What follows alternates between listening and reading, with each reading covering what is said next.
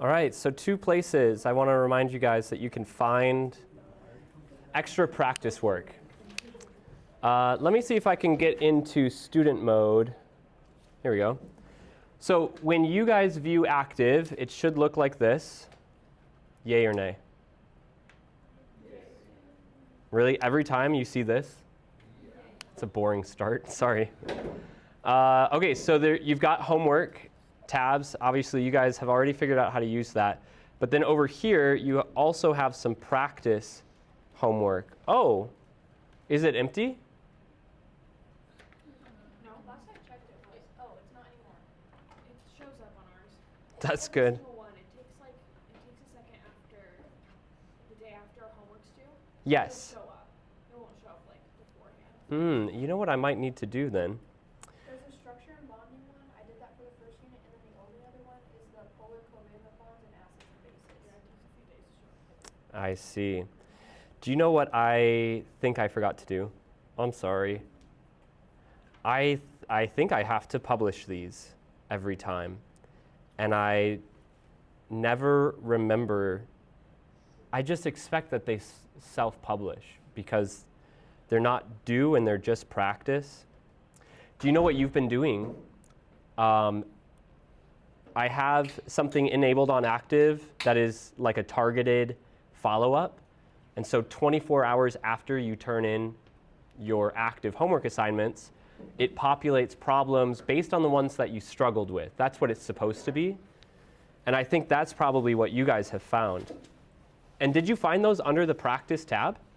Okay, then it's probably specific to each of you. Now you'll also get to practice with these extra problems. The basis of these practice problems was when I went through the first semester using active and I was picking problems to be in your homework set, I went through all of their possible problems, and ones that I liked but had already put into the homework, I put into the practice folder. So this is a good place to go for extra practice problems. I actually got some feedback from students that said hundreds of problems is not as useful as dozens of problems. So as the later sections go on, there are less and less of them. Where is the other place that you can get practice problems?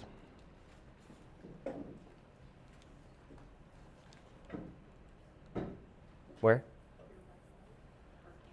On Canvas, at the bottom, right? Where it says old 2310 materials. Let's look at it together. Old 2310 materials. These are all my old lecture slides. How do you guys feel about the way I use slides, or the lack thereof? Different than what you're used to? Sometimes I get positive feedback, sometimes I get negative feedback. I'm always open to feedback. Helps me figure out where I can adjust. So I will say this is my old class. So you guys are going through my new class, so they're formatted differently. So you may need to dig around in different assignments to find the old ones. For instance, go to alkanes, homework 2, and you've got IUPAC names for just alkanes here. Then scroll down to homework 5, functional groups, spectroscopy. This might have some more nomenclature on alkyl halides. Maybe not. And then I think homework 6 on substitution reactions. This is where they used to start putting in more alkyl halide nomenclature. I guess there aren't a lot of problems that actually have the name. But one recommendation I get, I got an email from a classmate of yours asking, how do I practice more functional groups? One recommendation I make is just looking everywhere you can, and just trying your hand at everything. For instance, there are a lot of alkyl halides throughout this assignment. See how many of them you can name. See which ones trip you up. And the same thing goes for functional groups. look through a list of organic compounds and just see how many functional groups you can figure out. Some of them might trip you up and leave you confused. Those are the ones that you should send to me and say, I think it might be A, B, or C, but I'm not quite sure because it kind of deviates from the common patterns. So send those ones my way. Otherwise, if you want to practice, there are billions of organic compounds out there. There's no limit to how many you could look through. Deal? Okay. How are you guys feeling on this nomenclature problem that I've got up on the board? These nomenclature problems. Anybody want to try their hand at it?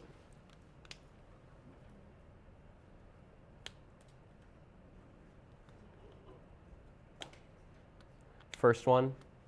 Can anyone tell me what perspective drawing this is? Fisher. How many carbons in that compound? So it's going to have the root, bute, and suffix ane because there are no alkenes, alkynes, or alcohols. So butane, any substituents? What substituents? Yeah, how many? Right, sorry. I don't know why I thought it was 4. 3 bromines, all on the same carbon, all on different carbons? All on different carbons.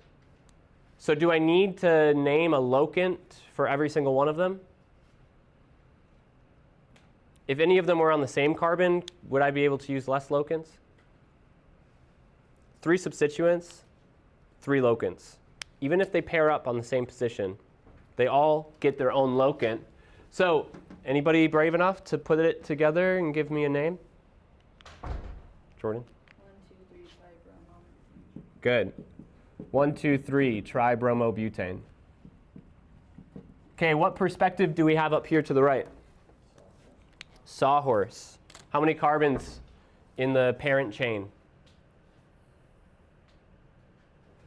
Also 4. Yeah, I did not get very creative there. What substituents do we have?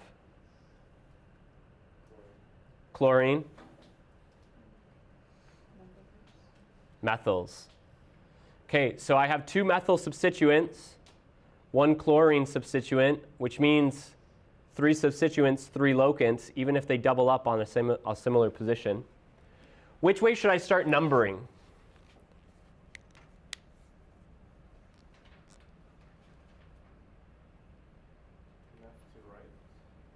So from here through to the chlorine's carbon and then out to here. That will give me a locant set of 2, 3, and 3. Is that the best locant set? Let's just check. The only other way would be to number from the right. So that would be 1, 2, 3, 4, which gives me a locant set of 2, 2, and 4. Oh, not 4, sorry, and 3. Do you all understand why I'm saying 2, 3, and 3? Britton, do you want to try and explain it? The chlorine is on the 2 on the second carbon, and then the 2 methyl groups are on the third carbon. Good. These I'm counting as substituents. It doesn't matter which of the methyl groups I count as substituents since they're all equally located. Okay, what's the better locant set, orange or green? Why? They both start with 2. The first point of difference is in that second locant. There is a lower locant set at 2 versus 3. So that's the way I'll choose to number it. Do you want to share why you wanted to try from the left? Chlorine would be a higher order. Good. This is a common pitfall. Chlorine has equal priority to the alkyl groups. So we look at all of them in general, all of them together, halogens and alkyl groups, and we just look at the total locant set. If there were an alcohol, or an alkene, or an alkyne, then we would prioritize that group's position, having the lowest locant set. But here, chlorine just falls in line. I'm glad you brought that up. So, sorry. Now we name it alphabetically, correct? What comes first? Chlorine. So even though its locant is the highest position, that's not important. It gets placed alphabetically, 3-chloro, 2,2-dimethyl butane. Good? Jordan? Anytime we're doing naming and there's some there's a methyl, like say there were multiple chlorines, but they were in different locations, but we still put them all together. We do. Say dichloro, trichloro. Absolutely. It doesn't matter how far apart they are in the molecule. They all get a prefix, or sorry, they all get a multiplier, and all of their locants are listed, even if some of those locants are the same. Is there ever an instance where we would jump to that? Nope, not that I've ever heard of. Are you? Why? Um, You don't like the fact that the same substituent gets put together in the name? No, I do. I think it just messes me up sometimes because it's like combining it and then in my brain it's like, oh, I have 3 things but only 2 names up there, and so I was just like, Okay. over the weekend. I've got 3 things, but only 2 names. Yeah. But I've got 3 locants. Yeah. So maybe that's what you should check for. I've got 3 substituents. I've got 3 locants. Good. But if some of my substituents are repeated, then we can actually get that from the multiplier. Do you guys remember how I said the chemical formula is embedded in the name? So here we can actually pull out how many carbons are in this structure. 2 methyls and butane gives me 6 carbons. 1, 2, 3, 4, 5, 6 carbons. Good. Now, also, when I say the chemical formula is in there and then all I do is count carbons, obviously the chlorine is represented, but how are the hydrogens represented? That's a little bit more nuanced. We didn't go over this, but you would have read it in your textbook, which is the chemical formula for an alkane is 2 more than twice as many hydrogens as there are carbons. 2 more than twice as many hydrogens as there are carbons. That's an alkane, a linear alkane. But for every degree of unsaturation, we remove 2 atoms. So a cycloalkane has a chemical formula of CnH2n because that ring removes 2 atoms from the group.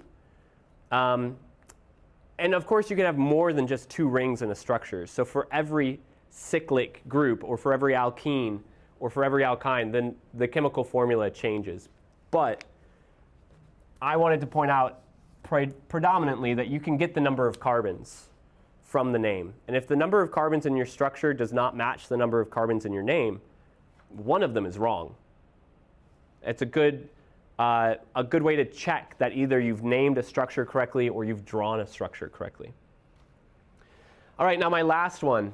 This is a little unfortunate because my name over there kind of got plugged in with my ME group. What is the carbon chain here? How long is the carbon chain?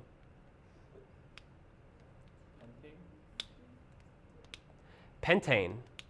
It's 5. Me represents what?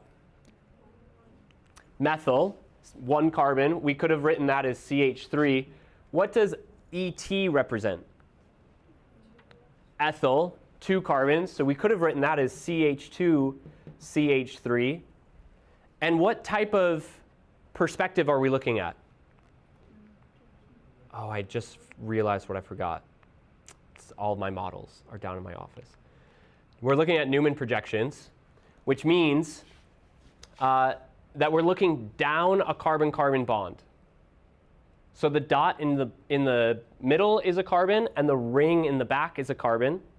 So if I were to count this carbon chain, I would say 1, 2, 3, 4, 5 carbons. The ethyl, the methyl is 3. The 2 carbons of the projection is 2. Okay. Now the question is, which way should I number it? Well, the only substituents here are the two iodines. Do you agree with that? From methyl through the projection down to ethyl is one linear chain. And then I've got two hydrogens and two iodines. So I'm going to number this so that the iodines get the lowest locant position. If I start here from ethyl, I get 1, 2, 3. The iodines are on the back carbon, so that would give them position 3. If I start from the methyl, I get 1, 2 front carbon, 3 back carbon. Doesn't matter. It's the same structure, the same locant set. So this gives me 3,3 diiodopentane.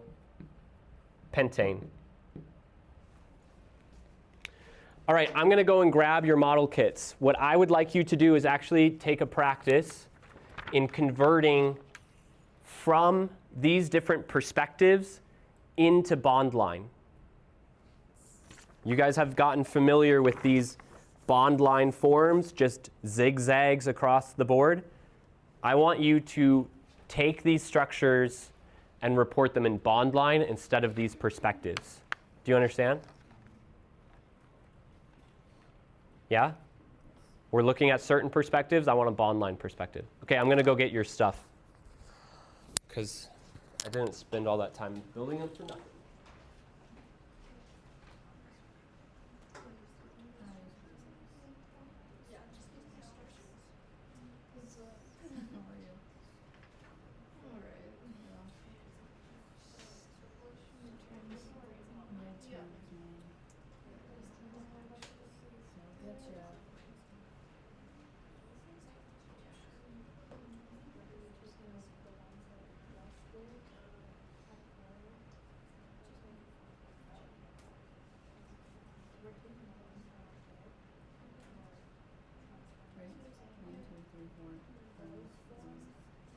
Oh wait, I did the wrong one.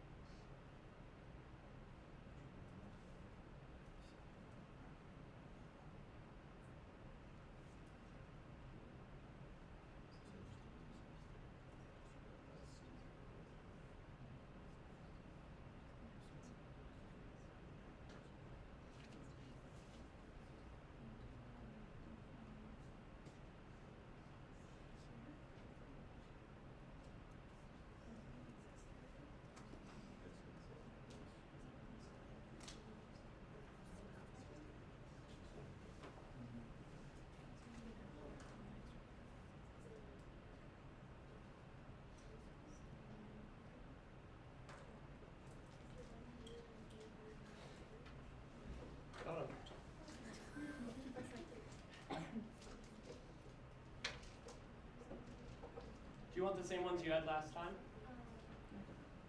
Does it matter? Do you remember which ones you had last time? Okay, sorry. The exact same one.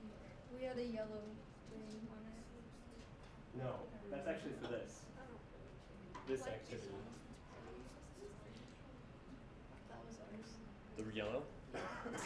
Sorry, it fell apart. Okay. Okay, you guys will have to share, just like last time. Thank you. Just open those out.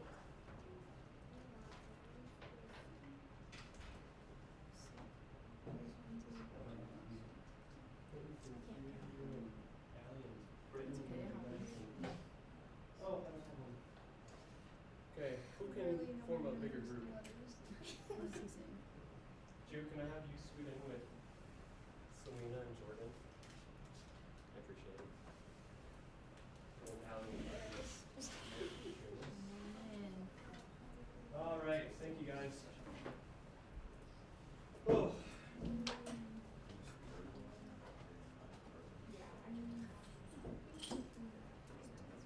Oh, but now I don't have one. Oh well, I don't need it. Okay, how did that go? Drawing these structures in bond line. On the paper section, on the paper you gave us, we like transferred it over you shouldn't be using any of these. Is that what you're doing? No, on the top one, like how we rotated it over and it like Oh, okay. went into that. Or Well, that's good. You're showing its stereochemistry. Do you know what I forgot to do on that Fisher projection? I forgot to show the hydrogens. You shouldn't leave them blank, because if they're blank, what do we assume they are? they're carbons. Those are methyl groups, yeah. So that was my bad, sorry. That probably was a little confusing when we were naming it, huh? You could have brought it up. You can go through and do all that stereochemistry. I didn't need you to. I wasn't planning on you doing this activity in general, but that would be a really good way of keeping the stereochemistry correct. So if you were doing that, you'd get this 4-carbon zig-zig, and then down here we've got our Br2, so I'm just gonna, CH2Br, so I'm just gonna draw it like that. But that's just stereochemistry, and you can also draw like regular bond structures. Yes. Now this is actually part of that activity I wanted you to have those structures for. If you have a structure in this zig-zig and you want to show it instead in zig-zag, notice how it starts the same and this first bond has the same angle orientation. That means this bromine also has the same stereochemistry. It hasn't actually changed. But I've rotated this whole other group. I've actually taken this carbon-carbon bond and I've rotated around it. Now all of these groups are still arranged in space the same, but their perspective to us has changed. So this bromine that is pointing away is actually now coming towards me now that the bond is oriented different. So remember, this first bond preserved its orientation. This second bond has now flipped. It used to make a vertex that pointed to the right of the board. Do you agree? And now it does what? It makes a vertex that points to the left of the board. It is oriented differently in space, and so the way that the group appears to you is oriented differently in space as well. I'm not an art teacher, but this is basically an art class. This is the perspective of real three-dimensional molecules. And it is challenging, which is why you've got that model in front of you to help you visualize things that are going away from you and then coming towards you just by rotating. For the bromine that's not dashed, Yeah. does it matter which direction it's pointing? And if so, why? It could point in plane, wedged, or dashed. And I think we'll probably get to it on Wednesday, but this is a concept called chirality. This carbon lacks chirality, so it doesn't matter what the orientation is. So These carbons have chirality, so the orientation matters. So I can have it pointing in to like continue the hexagonal shape. But, You could, but you and don't need to. still be in plane. And you don't really know what's going on Yeah. because it doesn't matter. Okay. Oftentimes, they don't tell you what's going on where it doesn't matter. So you could absolutely, you could have drawn this to go like this and then flipped it, but it wouldn't have changed much. I would have also accepted if you had drawn it like this, because I'm not going to push you on the stereochemistry of the Fisher projection. You may see that more in OChem 2. You may see it more in biochemistry. But here, I just want you to know it exists. And I want you to know where it came from, but we're not going to deal with it. I probably won't have you deal with it more than just naming a structure from it, being able to represent its chemical structure using a name. Okay, the other ones. 3-chloro-2,2-dimethylbutane. You may have drawn this like this. Are those different? Why not? So it just depends on what they do. Yeah, it just depends on which way you count the carbon. but they are drawn different. This would be an example of taking a molecule, drawing it one way, and then just drawing it flipped around. They're the same molecule, just from a different orientation, a different perspective. But when you follow the rules and you number it correctly, you find that they are the same exact compound. And then the last one, take this Newman projection and I make it a 5-carbon chain. On position 3, I've got those 2 iodine groups. Would it be wrong to draw one of those iodines as wedged and the other one is dashed?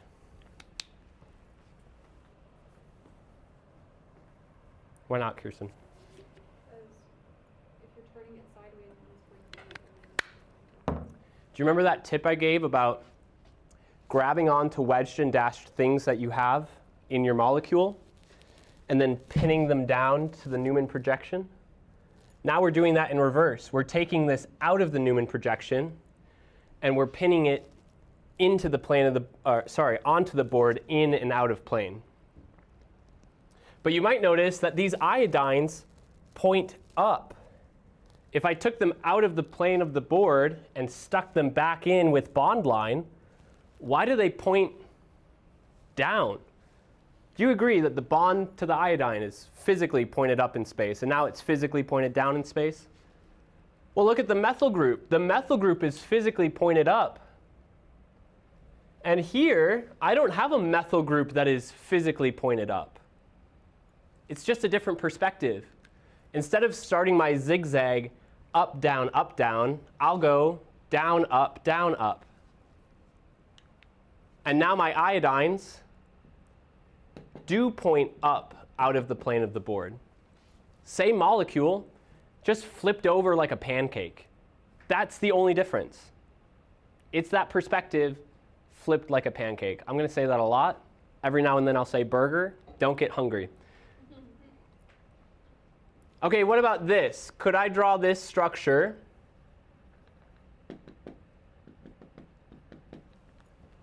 like this?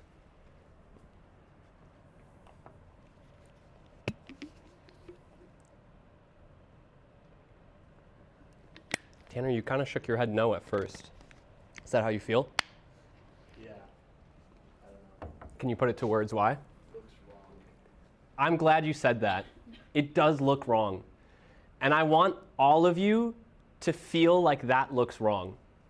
I want you to think that this looks normal and good, and I want you to feel embarrassed when you draw it this way.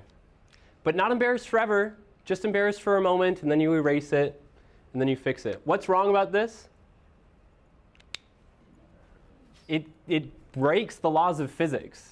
It is not how the structure is oriented in space. It's like saying that I want to go to the Eiffel Tower and then drawing the Eiffel Tower tip like this. Can you guys see that? Here, I'll draw it higher. Here's my Eiffel Tower. There's the little light bulb at the top. What, you can't find a perspective where the Eiffel Tower looks straight from the bottom and points at you at the top? No, you can't. It doesn't exist. That's not how it orients in space. To me, it feels as silly as this. It's like, wow, what great artistic skills you have. Modern art is really something to behold. Eiffel Tower, drawn wrong. That's what I want you to feel. Okay? Great. Let's go back to this bottom part of our worksheet. Woo.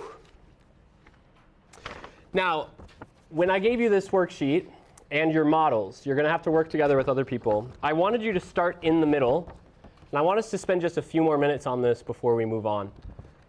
When you start in the middle, you'll need to take your model and make sure that it makes a zigzag with your chain. Selena, do you mind if I borrow yours for a minute?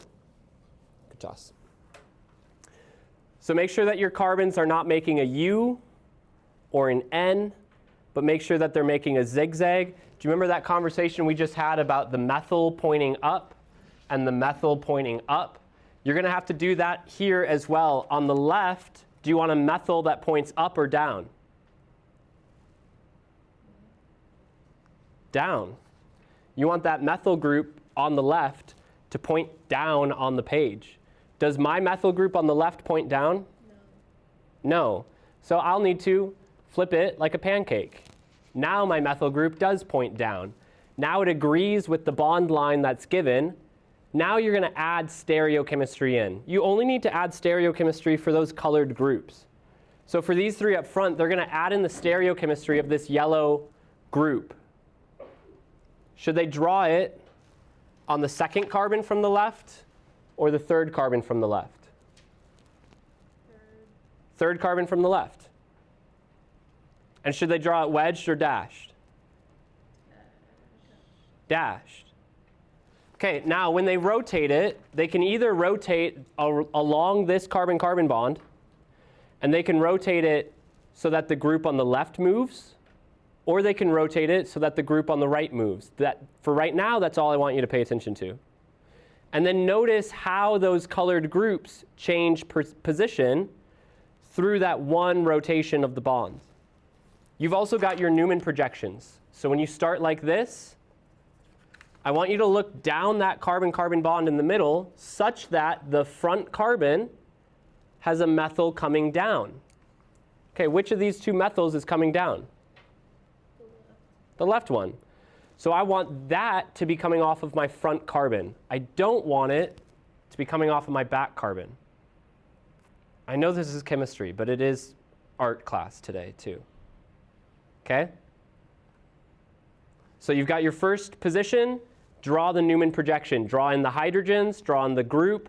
Call the group something. I think it's better when you don't call it Y for yellow. Call it OH, call it SH. Be a chemist. And then rotate it. Redraw that Newman projection. Rotate it the other way. Redraw that Newman projection. Let's spend another 5 minutes wrapping this one up now that we've come back to it. And then we'll move on to the back side of our sheet. I'm here to answer questions while you play with it. And I want you guys to interact with it. Take turns, rotating, look at it. Could I get that sheet again? I think I lost it. Absolutely.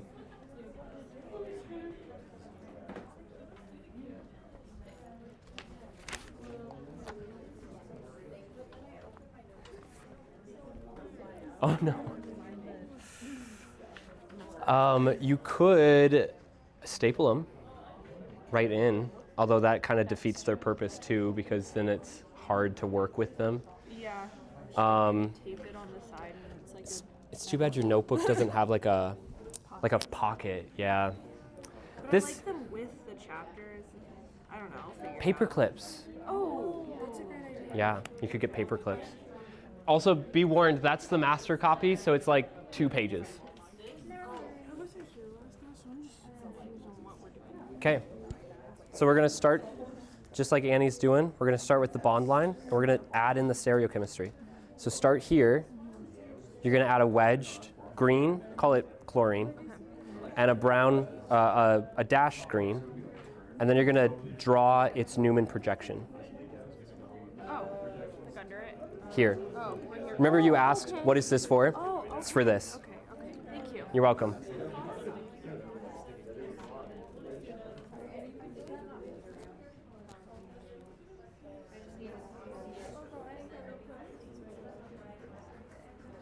Good. Okay, now whose is this? Yours? This is the orientation where the zigzag, oh, I gave you a different structure. You did this last week, didn't you? Yeah. Okay, sorry. Okay, good. Well, this is hard because we're gonna learn about this probably Wednesday. This is the enantiomer to the structure that you did last time, so it's the mirror image, which is why the bromine now is coming towards you instead of away, and why it's going away from you instead of towards you. So you probably will be able to use this and recognize that it's just exactly the mirror image. Except for here, actually, where I think you drew your Newman projection backwards.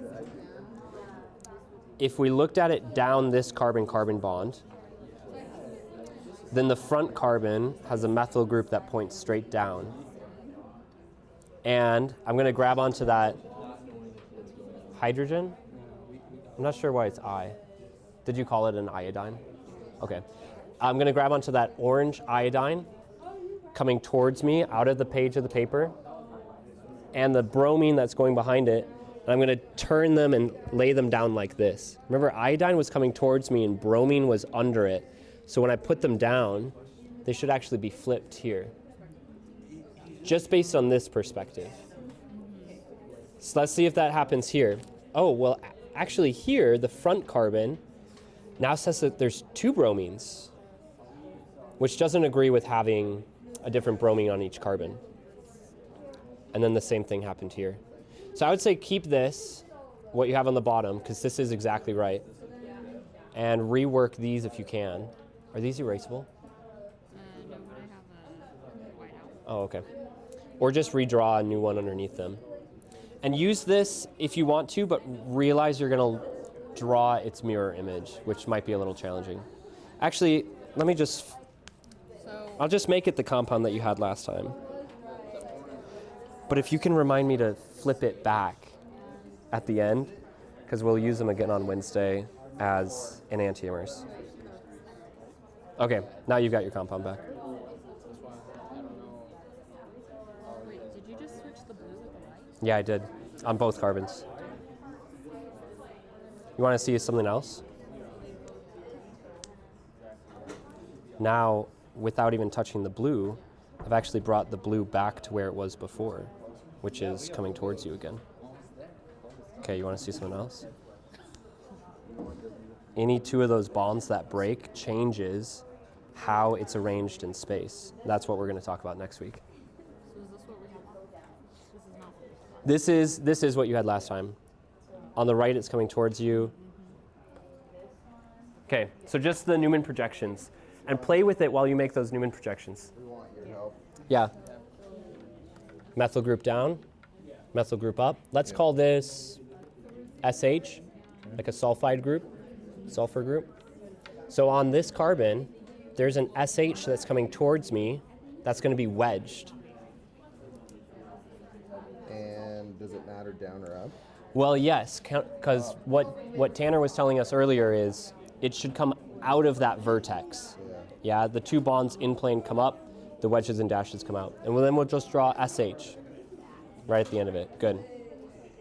You too, Hamza. Just draw SH at the end. Now here, is it wedged or dashed? The SH group. Dash. Right. So still coming out of the vertex, we'll draw it dashed. Okay. Do you know why we're drawing it as SH? What is orange? Whatever you want it to be. Yeah, it can be Okay, I'm asking you to think of it as SH. Okay. Okay. So, well, help me understand what that... Yeah, or- now we're going to draw its Newman projection. So we're going to look down this carbon-carbon bond such that the front carbon has a methyl group coming straight down.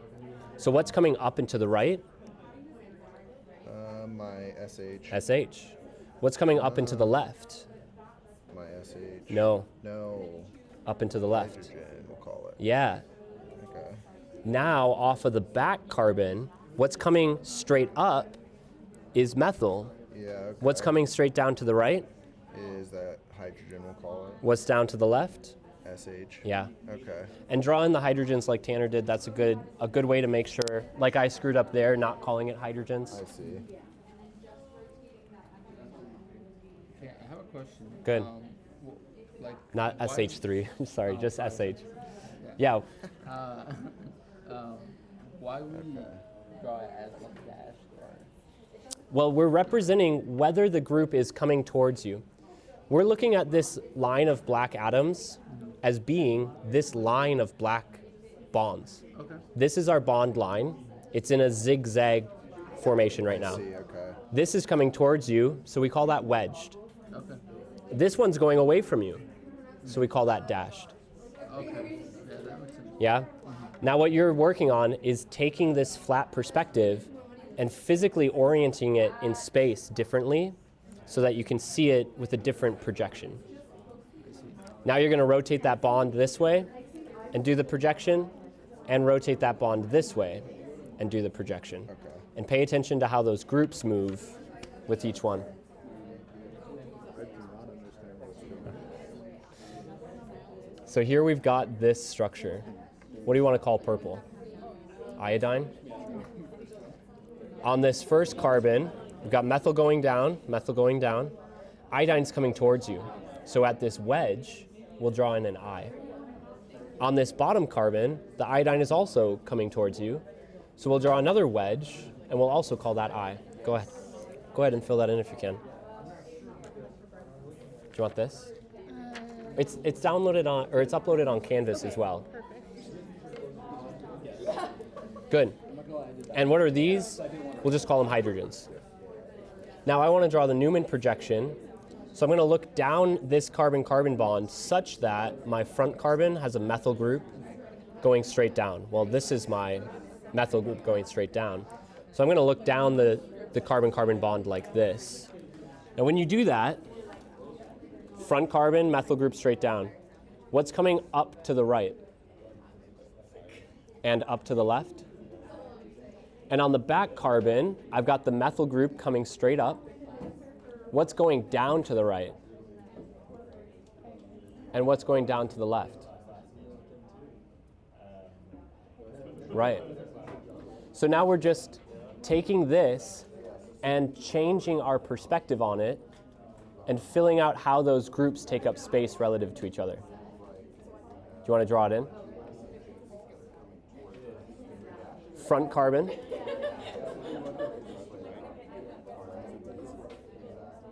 Yeah, we just assume that dot is the carbon. Yeah? Front carbon's got the methyl coming down. What's going up to the right? Good. Up to the left. Good. Draw it in. If we don't, I screwed up with that earlier. If we don't, we assume it's a CH3. Back carbon.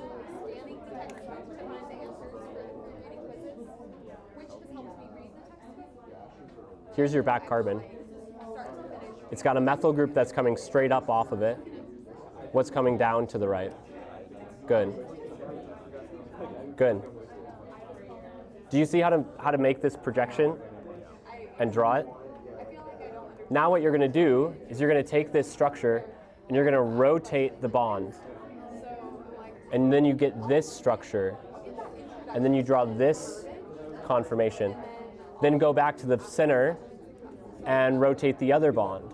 Rotate the other group of the bond so that you have this U shape. And then redraw that Newman projection. All right? I was told multiple times to make sure. Feel good? Okay. You didn't call the groups anything? Was I supposed to? Oh, and you made your own. Yes, yeah, you I called did. them OH, which is good. Yeah. You just, like, if you call them I was OH just- there, I was just making sure that I understood what I was doing. that's good. What, Was any reason trying you to didn't draw want to them- use mine? Because You wanted practice drawing I them. wanted to make sure that I was doing the right thing. Good. So I was like, I'm going to practice drawing them and make Good sure work. that I actually know what I'm doing. Way to go. How did this feel for you guys? Better. Did I do it wrong? You did it great. Oh, no, you did do it wrong. Sorry. This carbon rotated correctly, so the chlorine was dashed and now is coming towards you. I didn't know. I forgot we were moving But this chlorine actually stayed the same. Yep. because it was Good. in the same position. Yes. I forgot to look at the arrows. Does that make sense? I look at them as separate problems. versus Oh, yeah. But yeah. That But makes you had the same structure. Yeah. And actually, despite not drawing this stereochemistry correctly, your Newman projection was correct. So I did my Newman projection wrong. No, your Newman projection is correct as well. So it can go on either Well, side? but your groups should actually be coming towards you. I imagine maybe this is the one you had last week. This was the one I had Yeah. last week. So then it would look more like this, actually. Oh, Just- so then But I would they are do- still, when you look at them, they're still on the right side. You did it right. These agree with each other. The only thing I'd like to see is the hydrogens. Draw in your two H's. I did my H's, yeah. So So would my chlorines H's are over on the same side. Yeah.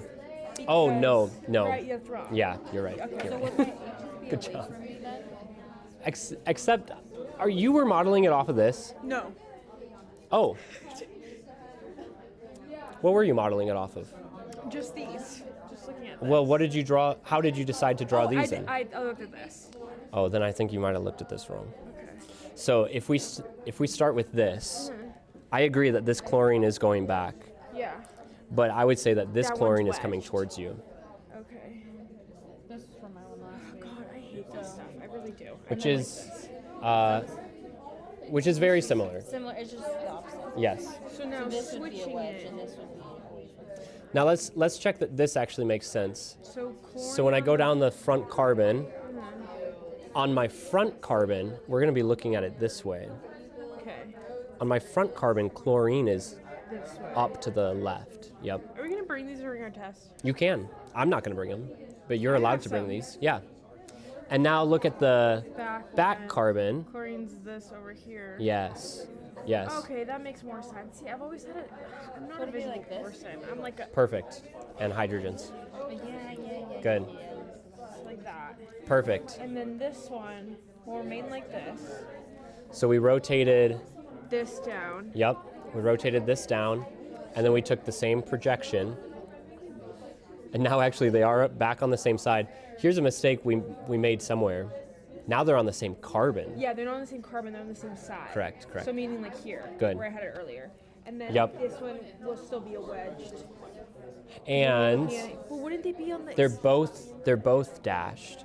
They're both dash. Okay, that's what I had. Yeah, I don't know. We But I got think confused it's because somewhere. I looked over here because this one was wrong. Then I looked at this. That side. You know the other problem with this structure is if you just flip it like this, if you flip it like a pancake, Then it's the other way around. yeah. Which is what I did. Yes. Yes, exactly. it's They're both completely- correct. They're both correct. So They're both it'd be wedge or identical. dash, so they would be the same. Yep. Okay. How are you guys feeling? Good? Made sense? Yeah. Yeah. How do you guys feel? Good. Yeah? Yeah? Do you need more practice with it? I'm good. I think I get it for the most part. Good.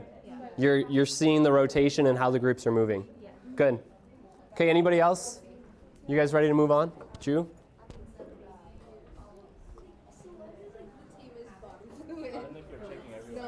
I'm happy to.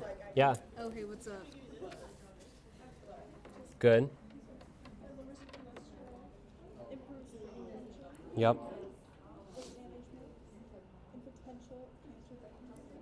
Great. Or like the least favorite child. Rude. Yeah. You neglected Good job. us until the end. Great work. You had to. Okay. Good job, everybody. What you have just played around with are called conformations. Do you guys know what that means? Conformations. It's not what happens in Catholic churches when you take your first communion. Did I already give you a definition for this?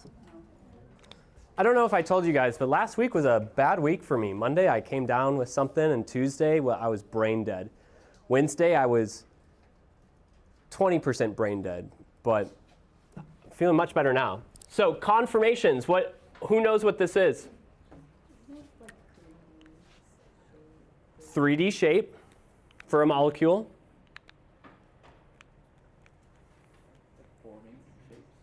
How it forms shapes. I mean, that is what, like, don't be conformed to the ways of the world, right? It means, like, to be turned into something. Conformation is something that has been made. Yeah. What we'll think of it here is orientations in space of the molecule that differ only by rotation of a bond.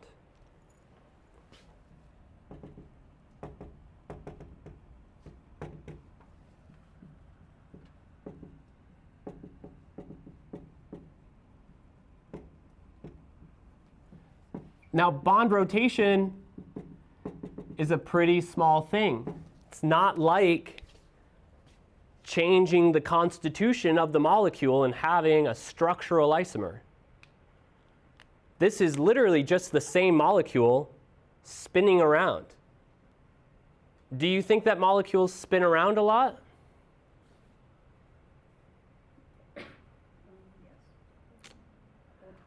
I would imagine, well, I guess it depends on like what that molecule is made out of. For instance, the hydrogen molecule, it might spin, but it would be hard to know that it spins because all you're seeing is just two nuclei with their orbitals overlapping. And if they spun, they still have that bond, but I wouldn't know that the nuclei are spinning or that the bond is really spinning. But as soon as I get something more complicated, like when I have this bond between carbons, I remember you guys were saying you like seeing the orbital overlaps. When that bond forms between the carbons, but now they've got these other groups pointed away in space, and now I start rotating around that bond, I can rotate around it. That bond has symmetry, so I can rotate around it as much as I want. I have freedom of rotation, but as I rotate around it, my groups become oriented differently in space relative to what I had before. Notice how this group on the right has seemed to rotate so that this in-plane bond is now pointing down. That's what you guys have just been practicing with, are conformations. And molecules will go through conformational changes all the time because molecules are constantly being bombarded by other molecules. So if they get hit in just the right place, can I borrow someone's molecule? They get hit in just the right way, thank you. Then they start rotating through their conformations. Yeah? So that rotation happens all the time. But we can say that at a specific energy level, a specific temperature, don't mind me, one conformation often makes up a majority of the sample. All of the molecules in a sample are statistically likely to be in one specific conformation. And this comes down to energy strain.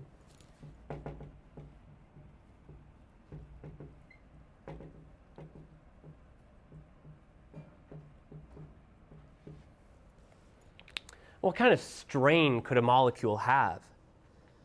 It's the same strain that you've been learning about forever. It's electromagnetism. It is getting a bunch of electron density close to each other and having those magnets push each other apart. These magnets want to be away from each other as much as possible. They don't want to have this magnetic repulsion. In Gen Chem 1, when you learned about molecular geometry, we said the more electron domains you put around a central atom, the more those electron domains are going to push each other apart until they find an equilibrium, a lowest energy. That's the same thing that happens with these new molecular electron domains. So we're going to be looking at groups that are attached to these central atoms of our Newman projection. And we're going to look at the bonds coming off of these central atoms too. These will cause the torsional strains. The two types of strain. First is torsional strain.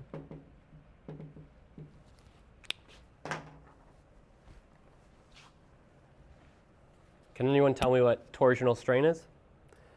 Or what torsional means?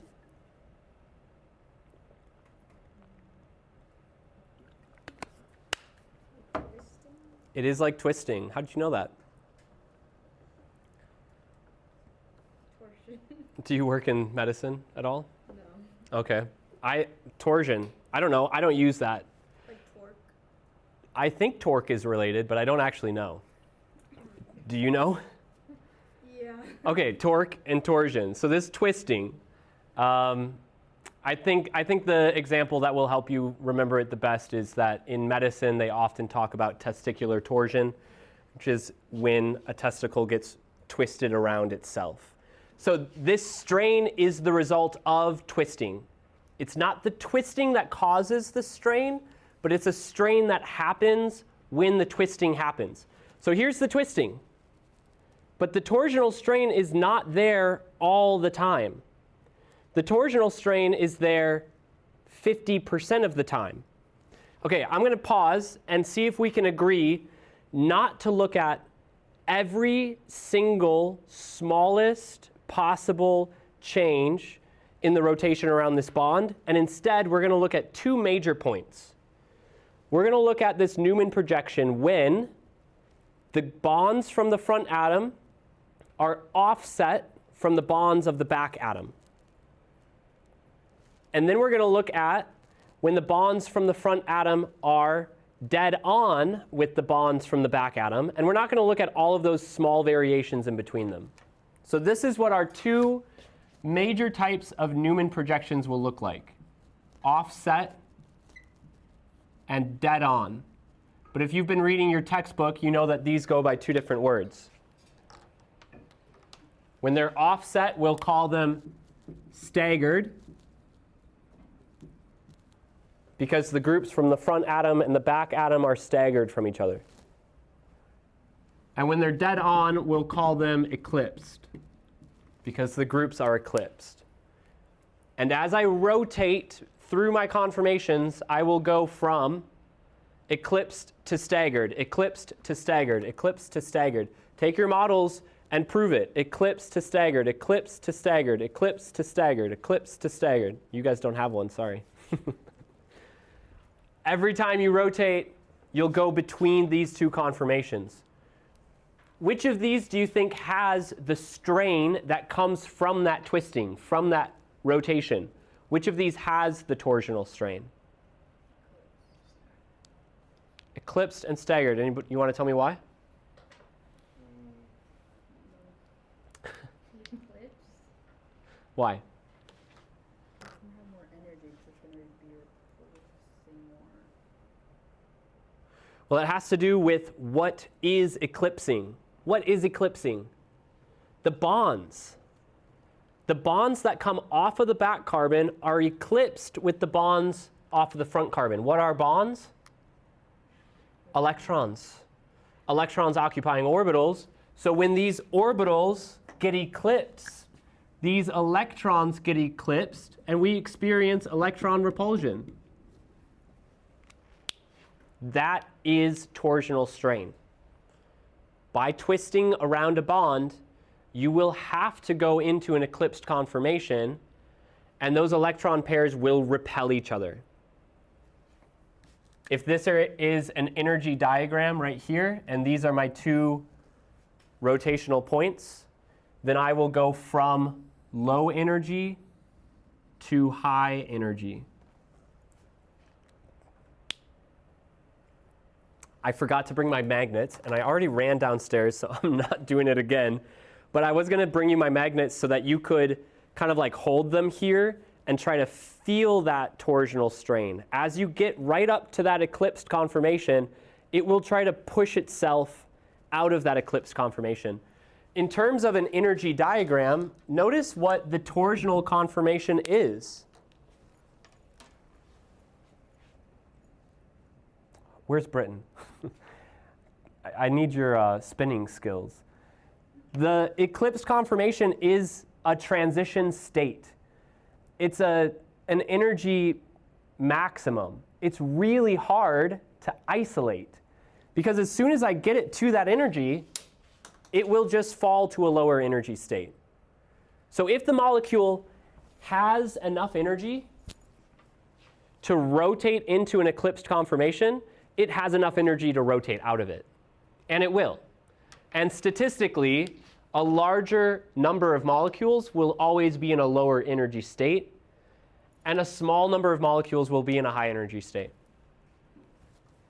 When we're talking about like them being eclipsed, in the homework it gave us examples where like there was a CH3 bonded to one of the carbons, and then also like fluorine or something like that, and it talks about the bigger Yep, eclipsed. not there yet.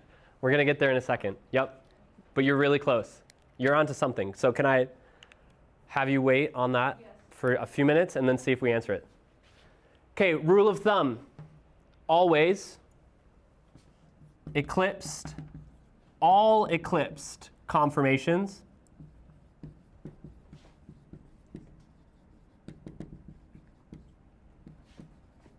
are higher energy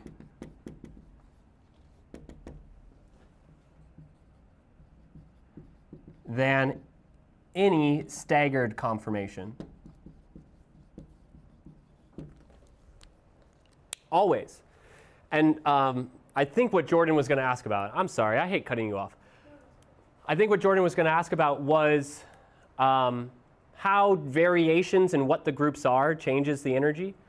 But when it comes to torsional strain, which is only present in one of our two conformations, it's only present in eclipsed conformations, that torsional strain is so high and so unstable that eclipsed conformations are always higher than staggered conformations, regardless of what energetically is going on in a staggered conformation. And that's where we're going to get to next, is what can go on in a staggered conformation to change its energy. By the way, on the back side of your worksheet, which I have none in front of me, we are going to be ranking. So this idea of being able to say, all of my eclipsed conformations will be on my higher end, all of my staggered conformations will be on my lower end, is something I want you to be able to do. In addition to that, why are we bringing up conformations in the first place? Some molecules need to have specific orientations of groups between two atoms in order to go through a chemical reaction. So we need to be able to model how groups arrange in a molecule, how that impacts their energy, and how likely it is for a reaction to happen based on the energy that's needed. So this is all laying the groundwork for us to come back to later. All right. The other type of strain here is steric strain. Does anybody know what steric means? This I don't think we've talked about yet.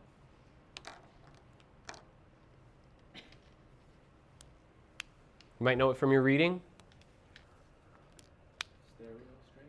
It is related to stereo. And we already said that stereo means spatial, space, taking up space, stereo surround sound. So this is strain that has to do with how much space something takes up. Why do different things take up different amounts of space? Why are things different sizes? Why, let's say iodine versus fluorine. Why is iodine bigger than fluorine?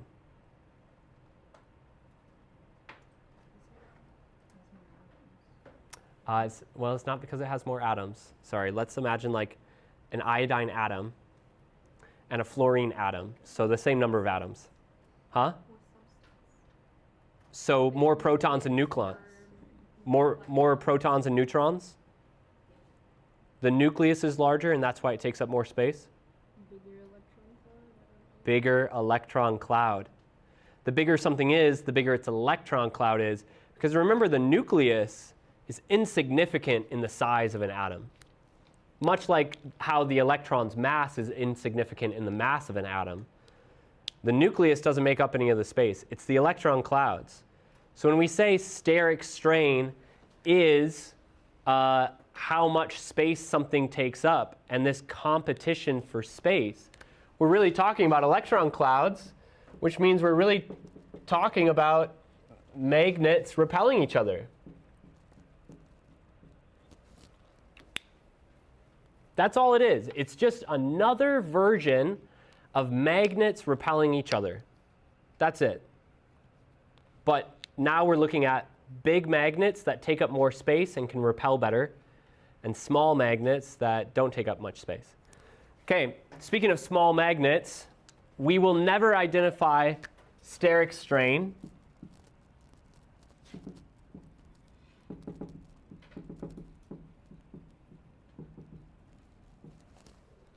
if hydrogen is one of the things fighting for space. Hydrogen is so small that we don't contribute much steric strain to it. And that is for just the hydrogen atom. Now, when hydrogen is a part of a larger thing, we'll consider that larger thing. But if it's something against hydrogen, we don't consider it.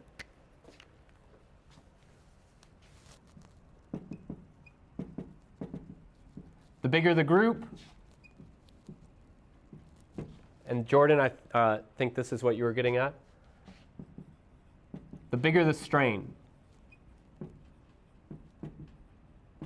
Physical chemists have mapped out all of the numbers. They can tell you when you put two groups next to each other exactly the energy of the strain that you're going to create. Boring. So let's ignore the math and let's go with the vibes. And we're just going to look at some common groups. And I hope you'll understand some of the hand waviness that we do here. We're going to say that methyl, alcohol, chlorine, bromine, and iodine are all pretty much the same size. And we know that's not true because we know the halogens are different sizes from each other. But in terms of the energy that they create by fighting for space from other groups, they're pretty comparable. These are all less strenuous groups than ethyl, a 2-carbon chain, which of course is less strenuous than isopropyl, a 3-carbon chain. And the biggest group that we're going to consider is the tert-butyl group. If you don't remember what these are, ET, 2 carbons, isopropyl, 3 carbons, but it looks like a little Y at the end. Tert-butyl, chicken foot. Kinda. So we're really just interested predominantly in the length of the carbon chain and how much is on that carbon chain.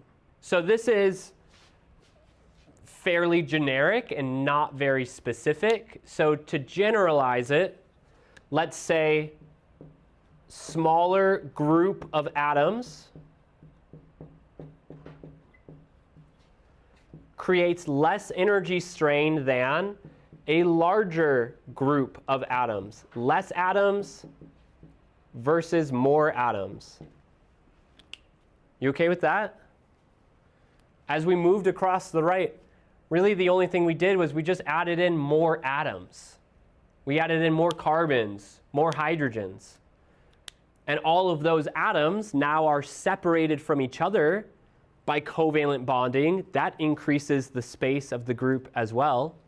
So the more atoms you have in your group, the larger the strain is going to be. I think the only deviation there is that we'll say the CH3 and the halogens all have the same strain. Okay, so you can go to textbooks to read about how steric strain shows up in like butane. But I want to give you guys this example with this amino acid. I don't know its name. Anybody? Sorry. Let's go through all of the conformations for this amino acid. And let's look at the strain as it starts to show up.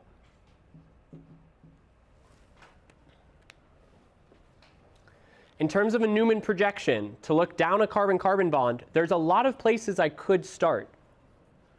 I could start looking here, and I could look at the energy of the Newman projections along this carbon-carbon bond, but that leaves out a lot of the groups. That means I've got 3 hydrogens on the front, and I'd never be identifying steric strain because hydrogens don't compete for space. If I look down this carbon-carbon bond, I'd actually get only 2 groups off of my back carbon because it's sp2 hybridized. So the Newman projection would look a little weird. So let's look down this bond, and I'm going to give you the perspective. This is my eyeball, and this is the line we're going to look down.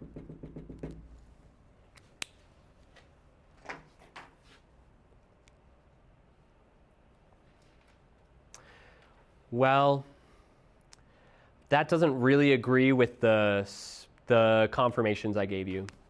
Sorry. Can you erase the eyeball you drew? let's draw our perspective opposite of that. Our eyeball will come from here. Front carbon, back carbon. And we're actually going to start on the bottom of the 2 rows, not on the top row. Oops. Yeah, that's what I have.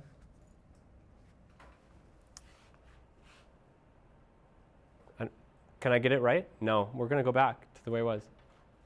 I want you to tell me why. When you look at this structure, we're going to map onto these Newman projections. Front carbon needs to have a group pointed down. That's what I'm trying to go with. I screwed it up twice. I got it right once and then I screwed it up. Okay, well, if this is the front carbon, it does have a group that points down. But if this is the front carbon, it actually has a group that points up. You guys agree? Front carbon has a group that points up. I don't want that. I want my front carbon just to agree with my Newman projection, just because it's already made. If I were making you draw your own Newman projections, it wouldn't matter. It wouldn't matter at all. But because we're trying to figure out how to fit it onto this template, we're going to look at it from the back. Sorry. So we're going to take this structure that we have, we're going to map it to our first Newman projection on the bottom left. My front carbon has an OH that goes, let me start with this. My front carbon has a CH3 that points straight down, CH3. It has an OH that is wedged. Okay, well, as I take that wedged group and I spin it down to my Newman projection, it's going to end up on the right-hand side. So remember, I'm grabbing this wedged group that's coming out towards me, and then the dashed group, and I'm just moving them over.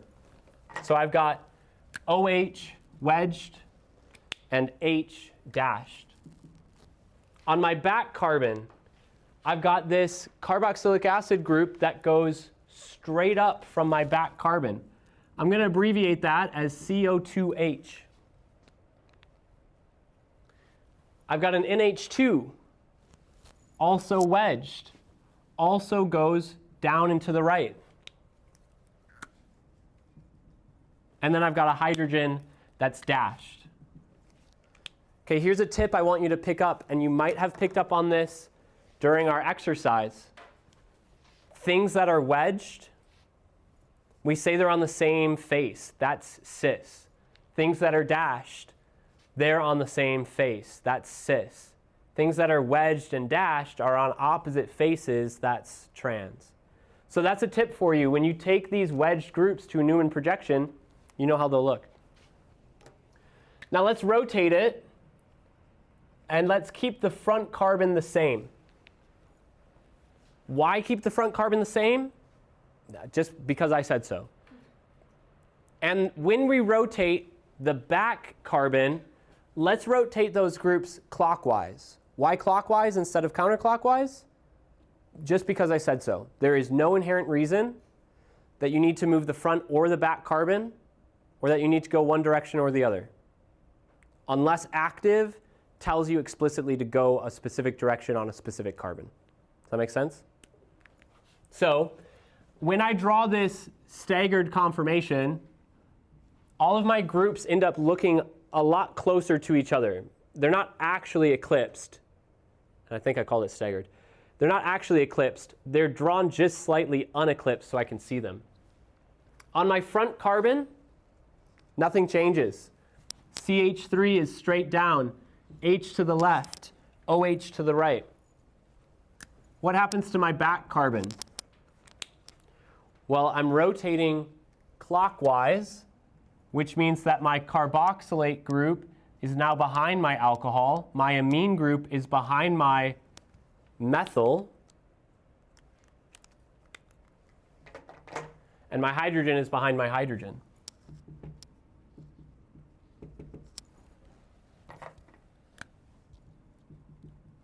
Okay.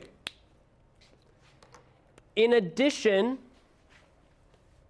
to having torsional strain, this conformation has a new type of strain. These hydrogens are not competing for space with each other. They do not experience any steric strain. But this alcohol and this carboxylic acid group do fight for space. So this structure has steric strain.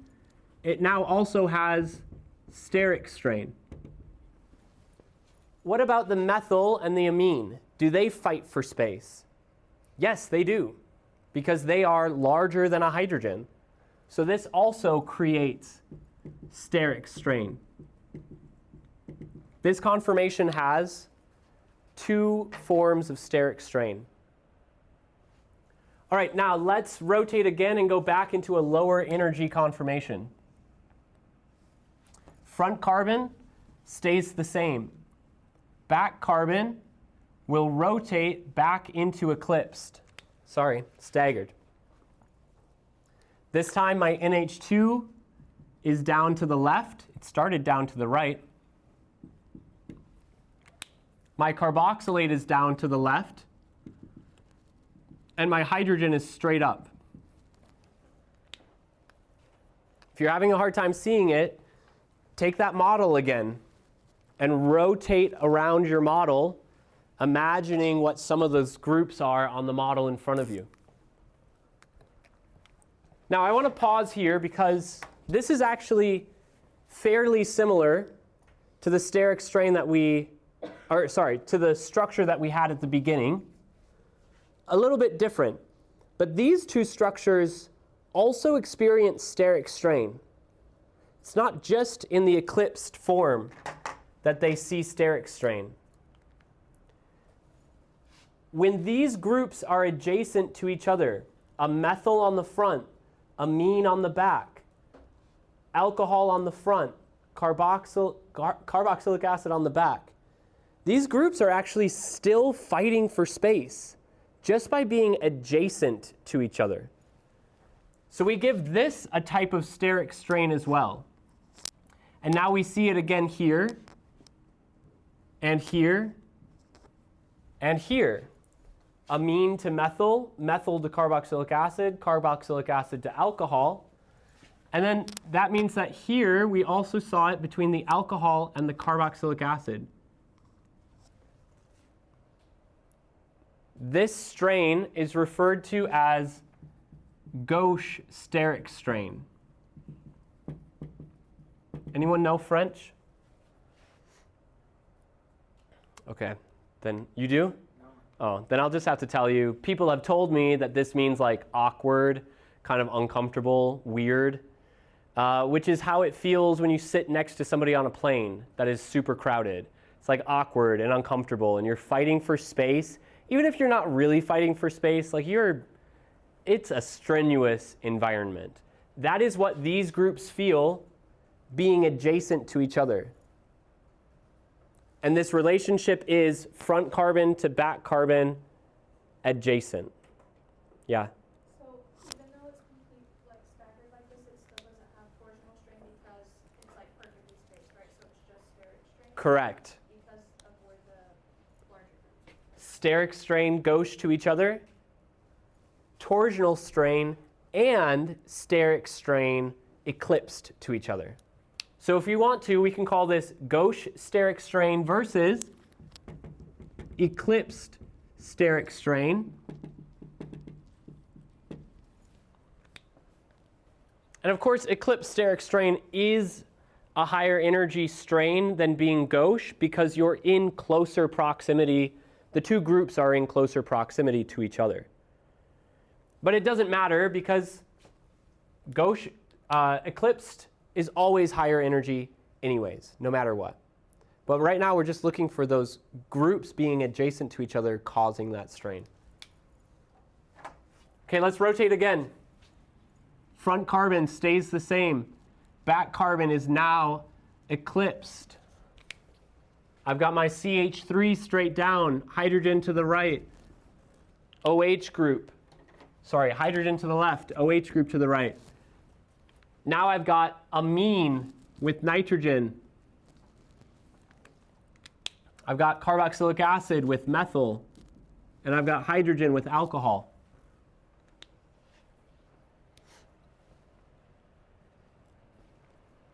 True or false? There is torsional strain in this conformation. True. Eclipsed conformations have torsional strain from the electron repulsion. True or false? This has eclipsed steric strain as well. Do you want to point out where, Camilla?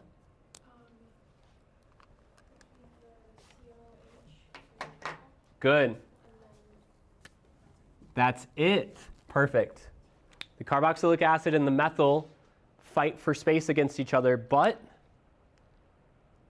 the hydrogen doesn't fight for space against the amine, and the hydrogen doesn't fight for space against the alcohol. This is what we said earlier. That strain is never identified for hydrogen. Okay, so now I want you to compare these two eclipsed conformations. Are they equal in energy? Which is a higher energy conformation? Britain? The first eclipsed form, because it has a larger number of steric strain regions. Good. All right. I didn't give you guys a break. Do you need it? Good, because you do? We're almost done, so I think it's better to just power through. I want to stop there. You can finish with the other conformations, but what I want you to do is look down at the 4 Newman projections that are ranked on the bottom. I want you to spend 5 minutes, sorry, they're not ranked. I want you to spend 5 minutes ranking them. Identify eclipsed from staggered. So set a bottom half and a top half. And then within those halves, identify steric strain. And if ever the steric strain is the same, then start comparing which larger groups have more steric strain. I'll give you an example. Because our first 2 staggered conformations here, they both had 3 sets of gauche steric strain. Methyl to amine, amine to alcohol, and alcohol to carboxylic acid. Amine to methyl, methyl to carboxylic acid to alcohol. That's 1, 2, 3 forms of steric strain. 1, 2, 3 forms of steric strain. Are these equal? No. Here, the carboxylic acid creates steric strain with 2 groups, where before the carboxylic acid caused steric strain with just 1 group. And it was the amine that caused steric strain with 2 groups. What's larger, a carboxylic acid or an amine? More atoms, larger group. So the carboxylic acid causing more of those gauche interactions increases the energy. So despite having the same number of gauche interactions, this is caused by a larger group. More gauche steric strain caused by a larger group, higher energy. So keep that in mind as you go through these 4. If you find that some have the same number of strains, then you have to rank them by size. And Jordan, did that finally answer your question? Yeah. Good. All right. I'm here to walk around and answer questions while you do this for the next few minutes.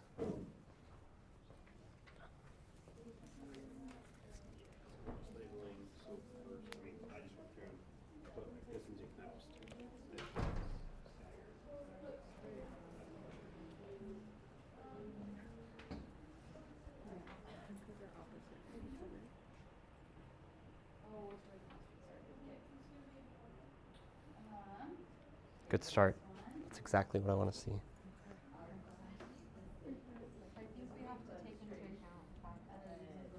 Yeah, so this one has steric strain as well because the bottom orange. Okay, I have a question. Yeah. So, if this was like an alcohol group, Yes. would there be steric strain then? Yes. But just because it's one single hydrogen, there's no steric strain. Do you want to know a secret? Yeah. There is still steric strain. Okay. but it's negligible. enough, okay. Yeah. So, or like, it's small enough that it's better that we consider the larger groups. So if this hydrogen was bonded to anything else, there Correct. would be steric strain? Correct. Okay. Yep. Because just by adding in an extra atom, you're also adding another covalent bond. So it's not really just doubling the size of the proton. It's one, getting a larger atom, which is doubling the size of the proton, and then also adding in another covalent bond, which is going to add a lot more electron density. Plus the oxygen has 2 lone pairs. So it's like a ton of electron density all over the place. Okay, that makes sense. Good. Thanks. You're welcome. Do you want us to rank all of it? Or The 4, yep. Rank them from highest energy to lowest energy. Yep. And really, all you have to do is separate staggered and eclipsed, and then rank the staggered within themselves and the eclipsed within themselves. How does this look? I don't know, I didn't do it. Well, 1, Highest and 3, second highest. Yep. So here I've got a carboxylic acid with an ethyl alcohol chain. And here, carboxylic acid with alcohol, so definitely larger strain. Okay. And then back here, basically no strain, basically no strain. Right. Good. Then here we've got carboxylic acid with 2 groups on either side, so 2 forms of gauche strain. And here it's a carboxylic acid with a carboxylic acid. So just 1 steric strain. No steric strain from this group up here. Right. But then don't we have a steric strain right here too? Between Oh, I didn't this see and that. Yes, you're right. So they all had 2, but this, because it has more atoms, is going to be Yes. higher energy than that one. You're exactly right. What is constant? The hydrogen's being pointed up, so you're never kind of worried about those. That's true. having strain. That's true. What's constant is the carboxylic acid and the alcohol having strain. These 2 have strain in both conformations, the same strain. So then it's really just the carboxylic acid with another carboxylic acid, Yeah. or a carboxylic acid with this ethyl alcohol chain. That's the only difference.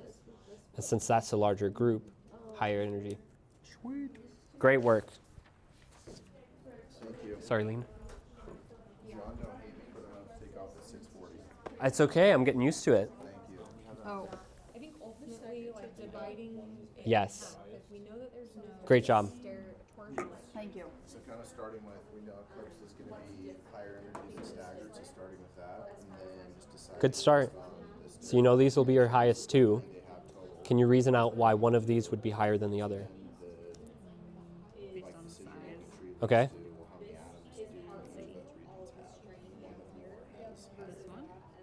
Right.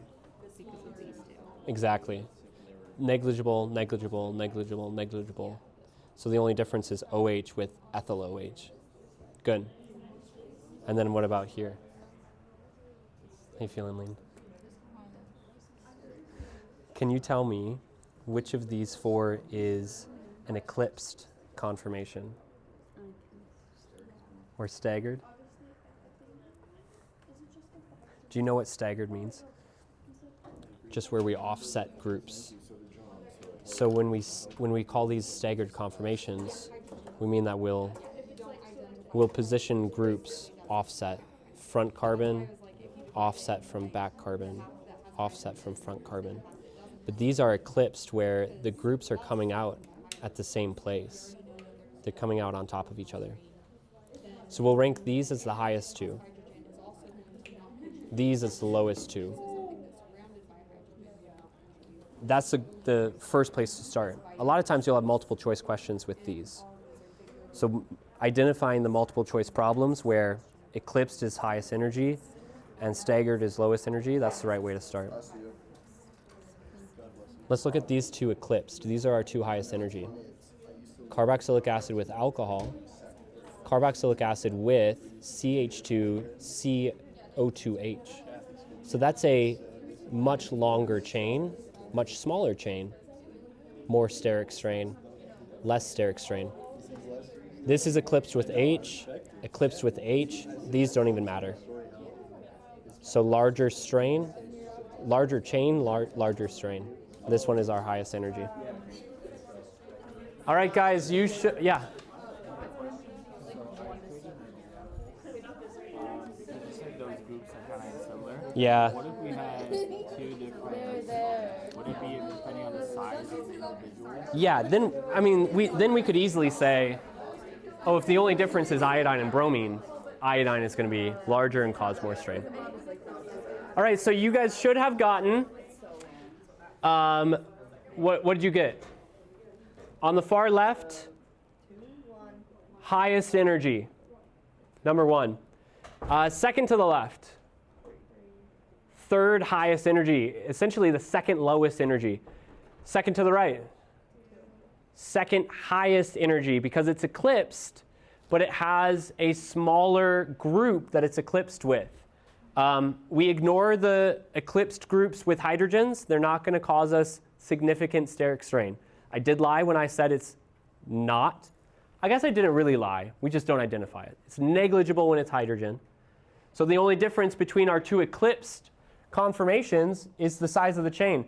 And I think I told somebody earlier this is a ethyl alcohol group. I was wrong. That is a 2-carbon carboxylic acid group because it's CO2H. It just is written strangely. All right, then on the far right side, our lowest energy, number 4. And to decide here, we can recognize that coming straight down off the front carbon, that carboxylic acid has a gauche interaction with the hydroxyl group, the alcohol group, no matter what. So that carboxylic acid to alcohol, that's always there. But carboxylic acid to a 2-carbon chain or a carboxylic acid to a 1-carbon chain, that's different. A smaller chain, less strain. Smaller group, less strain. Does that feel manageable? I often don't have you guys draw Newman projections except for maybe bonus points on exams. And a lot of times you're answering multiple choice questions or you're just ranking. And the answer there would have literally just been listing the numbers in order from lowest to highest energy. Lovely. Okay, we're only a little bit behind. Conformations and this idea of torsional strain and steric strain, it applies really well to linear chains. Because in linear chains, you can rotate all over the place. You can rotate with unlimited freedom in a linear chain. But as soon as you get into a ring, you start to become more limited in what is possible. So first of all, there is a type of strain that I don't hit on very often. And that is ring strain, otherwise called angle strain. When you look at cyclopropane, or any substituted cyclopropane, like cyclopropanol, bromocyclopropane, regardless of what you have, you've always got this bond angle. Somebody help me if I'm sounding stupid here. You have a bond angle inside of that ring of 60 degrees. That's not stupid, right? That's right. Okay, well, a tetrahedral carbon prefers to have a bond angle of 109. So the strain here is that the orbitals are barely even overlapping.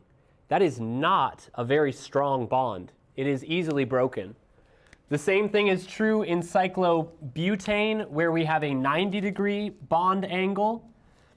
Once we get to cyclopentane, I lose the ability to do all math, and I don't remember the bond angle. But I do know that it is not the ideal 109 degrees. So there is still some strain here. Sorry, somebody can do that math. I thought once that it was 360 divided by 5, and I think that's totally wrong. But in the hexagon, we get something that is a lot closer to 109 degrees. And for this reason, and pretty much this reason alone, cyclohexane is the most stable carbon ring. Cyclopentane is not far off. Cycloheptane is not far off, but cyclohexane is by far the most common ring size. Annie, did you find an answer? Yeah, it says 108, but that doesn't make any sense. Yeah, what about cyclohexane? You know what? It could also be the idea that inside of the hexagon, inside of the pentagon, it actually starts to be able to twist a little bit. So I think maybe in a perfect hexagon, a perfect pentagon, it's 108. But inside of our rings, still not perfect. Okay, so for that reason, we're going to spend a lot of time with cyclohexane. I also pointed out to you guys, by giving you guys some three-dimensional structures here, that cyclobutane can bend, cyclopentane can bend. We call that conformation in cyclopentane an envelope conformation because it looks a little bit like a letter that you're about to fold over and seal. But this is cyclohexane, and you might think that it looks nothing like the cyclohexane that we've been drawing. Every time you've drawn a six-membered ring, it doesn't look anything like that. And that's because the energy of the ring is minimized by twisting out of plane. There is a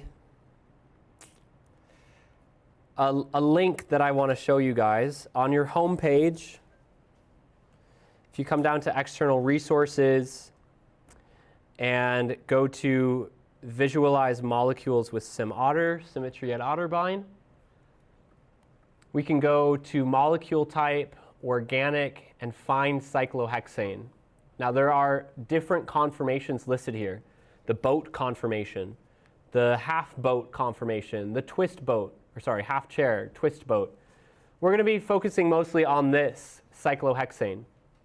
Oh, good, it looks normal again. It's just a regular hexagon. Right? It's a hexagon. Is it regular? Anything weird that you notice? It's like every other carbon is different. Every other carbon has a dot on top or a dot underneath. They're not all the same. Hydrogen, no hydrogen. Hydrogen, no hydrogen. Hydrogen, no hydrogen. It's this alternating pattern of atoms. Now look at what happens when I twist it onto its side. Whoa. What does that look like? A zigzag. In fact, the reason that we draw a bond line in zigzag is because that is often the lowest energy conformation for a linear carbon chain. That is its lowest energy staggered conformation, is when it is zigzagged. The reason we don't draw a lot of zig-zig is because it's high energy. Molecules aren't in that conformation a lot. Six-membered rings find a way to look like a zigzag. They find a way to get to that low energy conformation. But this perspective, where I have blocked the other half of the molecule, it's not an incredibly useful perspective. That wasn't what I wanted to do. It's not an incredibly useful perspective if I want to show what's going on with the groups in that molecule. So we will offset this a little bit, and we'll show it as a zigzag in the front and a zigzag in the back. We've been talking about assumed perspective, like with the Fisher projections, the Sawhorse, and the Newman projection. And one thing that we will assume about this projection is that the bottom half is always closer to us. This is an assumption. Because without saying that the bottom half is closer to you and the top half is away, there's no reason that you would pick the bottom half to be closer to you. So we have to assume that. I'm not going to have you draw a lot of chairs this semester either, but I will point out how to draw chairs easily.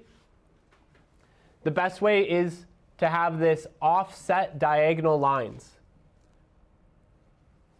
Notice that they're offset at their beginning and their ends. And these can actually go in either direction. The offset is that the bottom line should always lag behind. So the bottom line is further behind in this diagonal. Now, again, these should not be horizontal. These should be diagonal lines that are offset. And whichever way is pointed up gets connected by a down V. Points up, connected by a down V. Whichever side points down should be connected by an up V. And this is our chair. 2 chairs. And on active will ask you to do these 2 chairs in these 2 different ways. One that is diagonal up to the left, one that is diagonal up to the right. But I'm here to tell you that is just for active. What do I have here? A chair that is diagonal up to the right or a chair that is diagonal up to the left?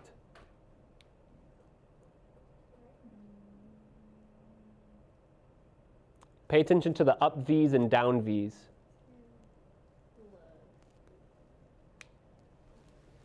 Here's an up V, would you agree? Yeah, so that is diagonal to the right because my up V is on the right. Okay, or sorry, to the left. This is diagonal up to the left. Okay, now watch this. I'm just going to spin this molecule around a little bit.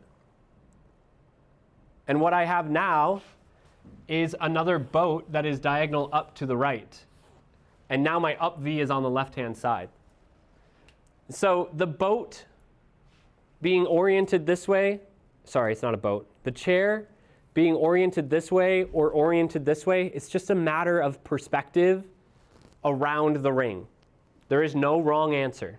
So I want you to be comfortable with any conformation, any perspective of that chair conformation.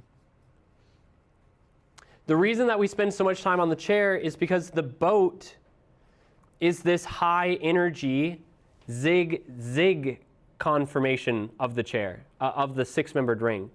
If it's high energy, it means that it's just a transition state and it's not ever going to do something useful for us. So we're going to spend our time understanding the chair conformation. Why they call it a chair? I don't know. I would have called it the lightning bolt conformation because I think it looks more like a lightning bolt. But they didn't ask me. Okay, here is our ring. Now I've colored this for you to highlight the fact that there are 2 distinct types of groups on the ring.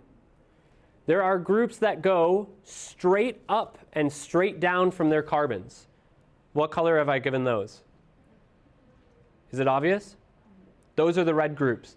They come straight up off the carbons, they come straight down.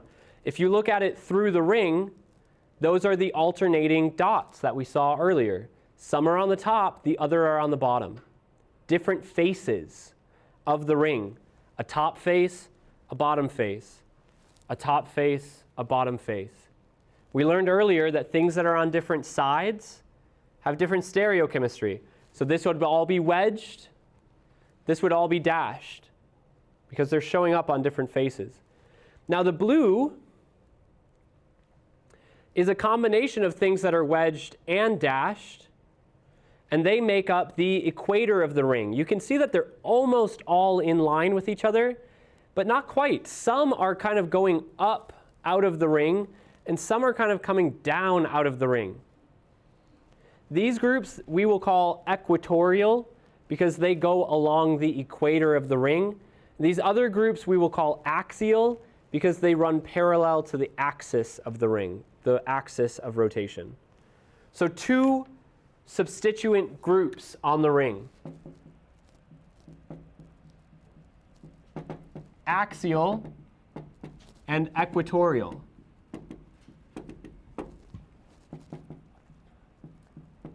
And these groups can have 2 orientations, up or down.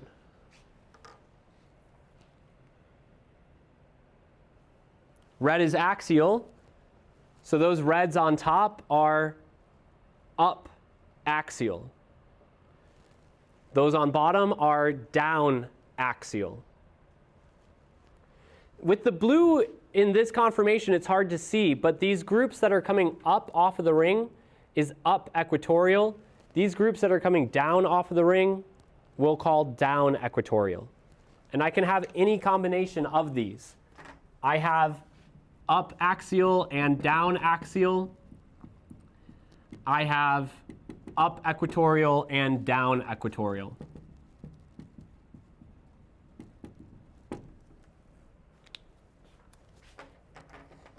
It can be useful to think of these carbons as well as being up and down carbons. When I twist this structure onto its side again, you can kind of see that there's a separation between 3 of the carbons. These 3, there's 2 that are overlapped here, I think. These 3 are all sitting up higher, and these 3 are all sitting down lower. And when you look at the 3 that sit down lower, oh, they all have a down axial group. And all the 3 that sit up higher have an up axial group. So for these up axial, these are on up carbons. And for these down axial, these are on down carbons.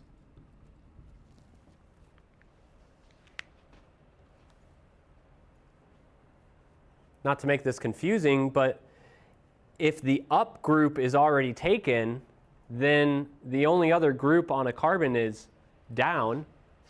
So here I have an up axial group. That up carbon has a down equatorial hydrogen. Oh, okay, here's the fun part. We'll pick up here. These groups can swap by rotation of a bond. In the ring, all of these groups start to swap places with each other. Look at what is axial now. Half of the blues are up axial, half of the blues are down axial. Look what equatorial now. All of the red is equatorial now. So these groups that either sit axial to the ring or equatorial to the ring, they swap positions when the ring goes through what we call a ring flip. And that ring flip is really just a rotation of the bonds. As soon as these bonds rotate, their groups start changing position. Why don't these chairs flip more? They can only go from red on top, blue on the sides, to blue on top, red on the sides. That's it. They have 2 conformations, one chair or another chair. They can't rotate like linear conformations, like linear structures, because they're locked in place. They don't have freedom of rotation infinitely. So as you get into the homework, I want you to pay attention to how up axial groups can change into up equatorial groups and down axial into down equatorial, but they will always preserve these characteristics. Up stays up, down stays down. Cardi B made a guest appearance at the Super Bowl last night. She's got a song that says, if it's up, then it's up, then it's up, then it's stuck. And it's true for these groups. If it's up axial, then it's up equatorial, then it's up axial, then it's up equatorial. That group flips between 2 positions and it's always up. The carbon will flip between up and down, but the group keeps its relative position. Okay, I'll see you guys on Wednesday. Come in with questions.